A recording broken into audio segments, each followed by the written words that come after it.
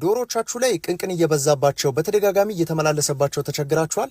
እንግዲህ ዛሬ የምንመለከተው ዶሮቻችሁ በዶሮ እርባታ ላይ በጣም ብዙ ሰዎች የሚቸገርባቸው አንደኛው ዶሮቻችሁ ላይ በተደጋጋሚ የሚመጣ ቅንቅን እናንተም ደግሞ ለስራ እስክትቸገሩ ድረስ ባለው እየወረራችሁ በጣም አስቸጋሪ የሚባል ነገር ይገጥማችኋልና ዛሬ የምንመለከተው እንግዲህ በዶሮዎች ላይ የሚገጥማችሁን ኤክስትራ ፓራሳይት ውስጥ የሚመደብ ወይም ደግሞ የውጭ ጥገኛ ከምንላቸው ውስጥ አንደኛውና ዋነኛው ቅንቅን ነው፣ በተለይ በዶሮ እርባታ ላይ።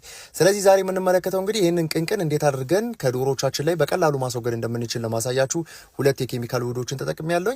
እንግዲህ ዶሮቻችንን ውስጥ መስፈቅ ነው እንደምትመለከቱት። ከላይ ብቻ ጭንቅላታቸው ይሄ ጭንቅላታቸው ዙሪያውን ብቻ ሲቀር ሌላውን እንግዲህ ሙሉ ሰውነታቸውን እናደርጋለን ማለት። ይሄ በአበሻም በፈረንጅ ዶሮዎችም በጣም የተለመዱት ናቸው። ስለዚህ እነዚህን ማስወገድ አስፈላጊ ነው። ዶሮቻችሁ በነገራችን ላይ በቅንቅን ሲያዙ ፕሮዳክቲቪቲያቸው እጅግ በጣም ይቀንሳል፣ እንዲሁም ደግሞ ፊድ ኢፊሸንሲያቸውም እንደዛው እንዲቀንስ ያደርጋል። አልፎ አልፎ እንደውም ከመጠን በላይ የሚበዛ ከሆነ ዶሮቻችሁን ለሞት የሚዳረግበትም ሁኔታ አለ።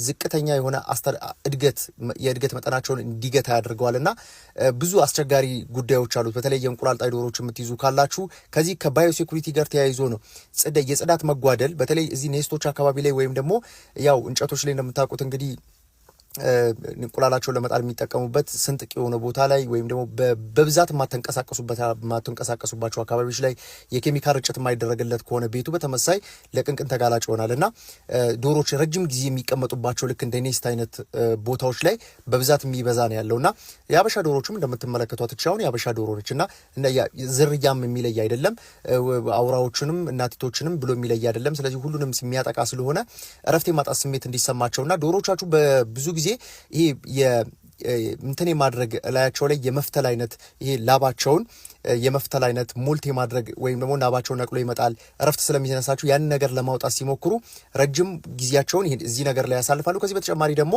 የኃይል ፍጆታም ይኖረዋል። ስለዚህ በበቂ ሁኔታ ዶሮቹ የሚመገቡትን መኖ ወደ ምርት ለመቀየር ይቸገራሉ ማለት ነው። ስለዚህ ከዚህ ጋር ተያይዞ ቅንቅንን በእንደዚህ አይነት መልኩ ደግሞ ዶሮቻችሁን ባዝ በማድረግ ብቻ ይሄ ቪዲዮ ከተመቻችሁ ሁላችሁም ላይክ አድርጉና ኮመንት ላይ ፓርት 2 ብላችሁ ኮመንት አድርጉልኝ። የቅንቅን መነሻውን እንዲሁም ደግሞ እንዴት ማጥፋት እንችላለን ወይም ደግሞ እንዴት መከላከል እንችላለን፣ በተለይ ደግሞ ኮሜርሻል በሆነ መንገድ በትልልቅ እርባታ ላይ 3000፣ 4000፣ 5000 ዶሮዎች ላሏቸው እርባታዎች እንዴት መቆጣጠር እንደምንችል እነግራችኋለሁ። ዋነኛ ደግሞ መነሻ አለው። እንዲሁም ደግሞ የተጠቀምኳቸውንም ኬሚካሎች ሊስት ማድረግላችሁ ነው የሚሆነውና አጠቃቀሙንም በዛው ገልጽላችኋለሁ። ሁላችሁም ፓርት 2 ብላችሁ ኮመንት አድርጉልኝ። ይሄን ቪዲዮ ላይክ ሼር አድርጉልኝ። ከዚህ በተጨማሪ ደግሞ ኮፒ ሊንክ ማድረጋችሁን እንዳትረሱ። ቪዲዮቻችን ብዙ እየታዩ አይደሉም። ሰላም።